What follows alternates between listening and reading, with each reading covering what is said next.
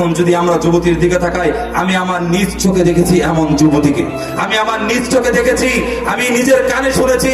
এক যুবতী বলছে যে আমি কোরআনকে ধরে, যে কোরআনকে অপমানিত করছে। কিভাবে? এখন বলতে পারেন কোরআনকে কিভাবে অপমানিত করা হয়? কোরআনকে তো লাথিছোড়া করেনি। সম্মানিত হাজিরিন, কোরআনকে ধরে সে যুবতীরা এইভাবে বেয়াদবের মতো বলছে যে এই কোরআন মিথ্যা হয়ে যাবে যদি আমি অমুকের না হই, এই কোরআন মিথ্যা হয়ে যাবে যদি আমি, এই কোরআন মিথ্যা হয়ে যাবে যদি আমি তার সাথে কথা বলি। এরকম ভাবে বিভিন্ন কথা বলছে সম্মানিত হাজিরিন। কিন্তু কোরআন এমন একটা বিষয়, কোরআন এমন একটা বিষয়, এই কোরআনের জন্য রাসূলুল্লাহ সাল্লাল্লাহু আলাইহি ওয়াসাল্লাম নিজের শরীরে রক্ত ঝরিয়েছেন। এই কোরআনের জন্য সাহাবায়ে কেরাম নিজের শরীরে রক্ত ঝরিয়েছেন। সম্মানিত হাজিরিন, কিছুদিন পূর্বে নর্থ সাউথ ভার্সিটিতে এক হিন্দু যুবক কোরআনকে অপমানিত করেছে, কোরআনকে পায়ে ধরতে করেছে। এটা কিভাবে সম্ভব? এই বাংলাদেশে 90% মুসলিম থাকা সত্ত্বেও এটা কিভাবে সম্ভব? এটা সম্ভব হয়েছে ইলমে নবী না থাকার কারণে।